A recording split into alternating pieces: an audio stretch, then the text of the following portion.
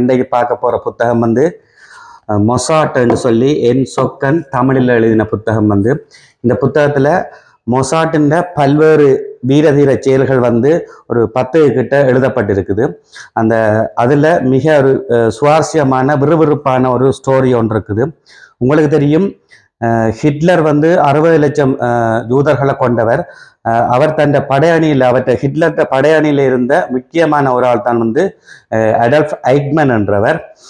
இந்த ஸ்டோரி இப்படித்தான் தொடங்கும் என்னென்றால், சில்வியா என்ற பெண்மணியை வந்து கிளாஸ் என்ற ஒரு பொடியன் வந்து லவ் பண்றான். இந்த ஸ்டோரி வந்து அர்ஜென்டினாவில் நடக்கும்.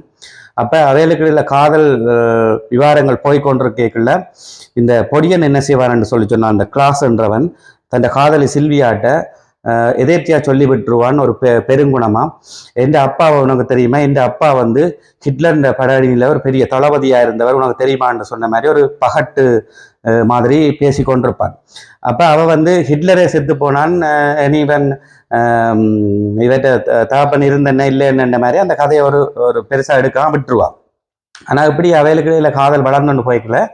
இந்த சில்வியா என்ற தகப்பன் வந்து இந்த கிளாஸின் முழு பேர் என்னென்ன மாதிரி விசாரிக்கிறேன்னு சும்மா எதேர்ச்சியா கேட்கல. கிளாஸின் முழு பேர் வந்து கிளாஸ் ஐக்மன் என்று அவ சில்வியா வந்து சொல்லுவா. அப்ப இந்த ஐக்மன் என்ற பேர் வந்து சில்வியாட அப்பாவுக்கு வந்து ஒரு பாதிக்கப்பட்ட பேரா இருக்கிறாள். அவருக்கு ஒரு சின்ன ஒரு ஞாபகம் கொண்டு வரும். ஐக்மன் என்ற ஒரு ஆள் வந்து ஹிட்லர் இந்த படையணியில பெரிய தளபதியா இருந்தவர். இந்த கன்சன்ட்ரேஷன் கேம்ப்னு சொல்ற இந்த முகாம்களில் வந்து நிறைய யூதர்களை கொல்றதுக்கு பெரிய காரணமா இருந்தவர்ன்றது இவருக்கு ஞாபகம் வந்திருக்கு. ஆனால் அதை பெருசா எடுக்க மாட்டார். அப்படி இருந்தாலும் இவர் ஒரு டவுட்ல என்ன செய்திருவாருன்னு சொல்லிச்சுன்னா, பெரும் சாடியா விசாரிச்சு பார்க்கல அந்த ஐக்மன் தான் இவற்றை தகப்பனா இருக்குமோன்னு சொல்ல டவுட்ல இந்த தகவலை வந்து மொசாட்டுக்கு வந்து இஸ்ரேலுக்கு அறிய கொடுக்குறார். இதை தொடர்ந்து என்ன செய்யணும்னா, உங்களுக்கு தெரியும் மொசாட் எப்படி மோப்பம் பிடிக்கும்னு சொல்லி இந்த ஐக்மேனும் தாங்கள் தேடிக்கொண்டிருக்கிற ஐக்மேனும் உண்டான்னு சொல்லி விசாரிப்பினோம். அதுக்காக என்ன செய்வேன்னு சொல்லி சொன்னால், மொசாட் ஒரு நபர் இந்த தலைமையில், அவருக்கு பேர் வந்து ரஃபி எய்டன் என்று சொல்றவரை வந்து தலைமையில வந்து 4 பேரை வந்து ஜெர்மனுக்கு வந்து அனுப்புவினம். இவர் தான் அந்த நாங்கள் தேடிக்கொண்டிருக்கிற ஐக்மேன் ஆண்டு சர்ச் பண்ண சொல்லி போய் பார்த்து இவையில் அவற்றை தங்குற இடங்கள், அவர் போறது போக்குவரத்து, வேலை செய்யற இடம், இவற்றை உயரம், வெயிட், இவற்றை கலர், இவற்றை அடையாளங்கள் எல்லாத்தையும் ஒப்பிட்டு பார்க்கல சாடையா ஐக்மன் தரவுகளோட ஒத்து போறதை பார்ப்பினோம். இப்படியே தொடர்ச்சியாவியல் அவரை நோட்டமிட்டு கேட்கல.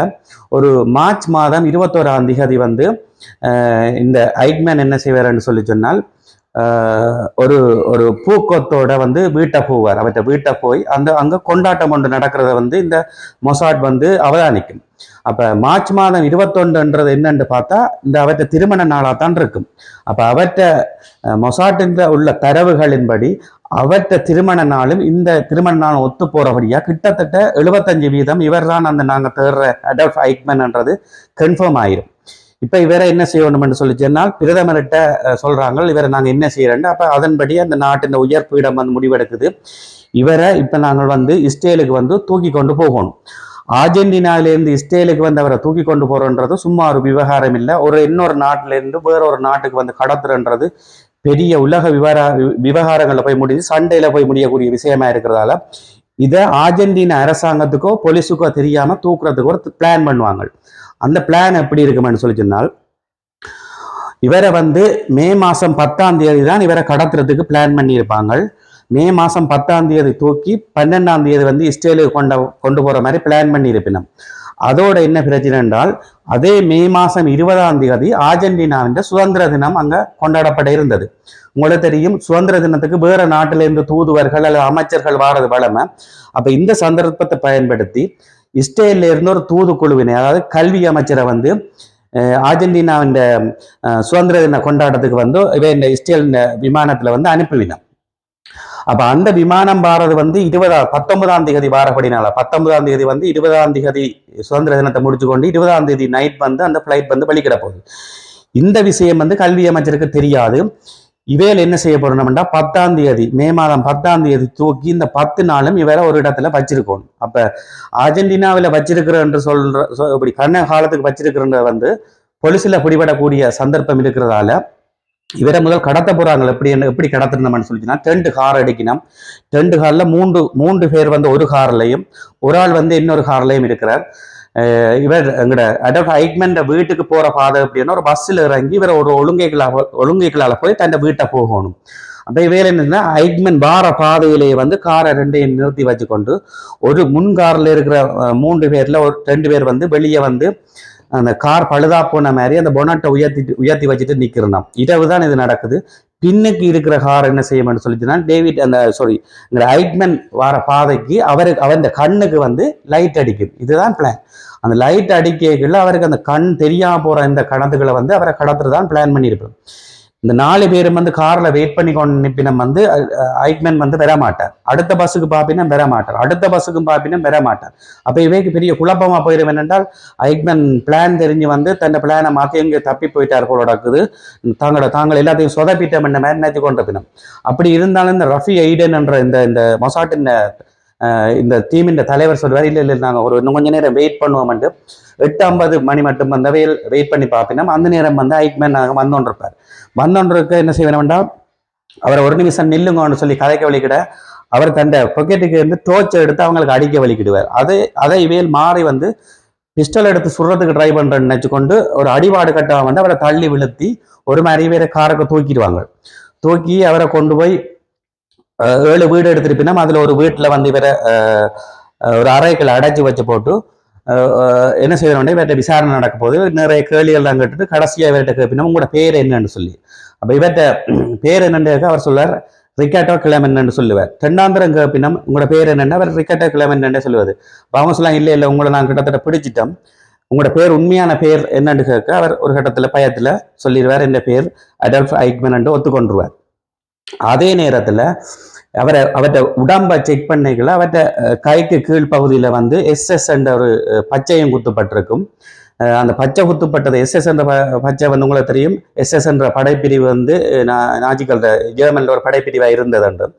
அதே நேரத்தில் SS படைப்பிரிவின் அவர்கிட்ட ஃபைலை சர்ச் பண்ணி பார்க்கல அவருக்கு வந்து இந்த அப்பெண்டிசைட்டிஸ் குறிய அந்த சர்ஜரி செஞ்ச அடையாளம் இந்த வலது பக்கத்தில் இருக்கும்.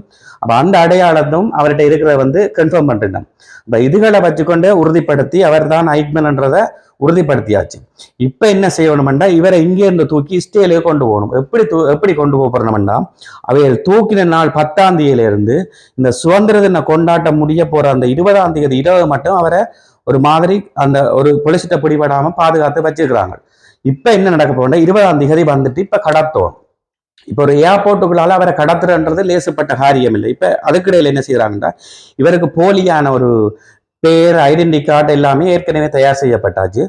4 பேரோட சேர்த்து இவர் 5 பேருக்கு என்ன செய்யறோம், 5 பேரும் என்ன செய்யணும், ஐக்மனோட சேர்ந்து 5 பேரும் என்ன செய்யணும்னா இஸ்ரேல் விமான துறைக்குரிய விமான சேவைக்குரிய யூனிஃபார்ம் வந்து அணியப்படுது இந்த 5 பேரும். அதே நேரத்தில் இந்த அடல்ஃப் ஐக்மனுக்கு நல்லா வந்து ட்ரிங்க் பண்ண கொடுக்குறாங்க ஆல்கஹால். அப்போ அவர் அந்த கடைசி நேரத்தில் அந்த பயத்திலையும் சாக போகிற கட்டத்திலையும் வந்து அவர் பயத்தில் நிறைய குடிக்கிறார்.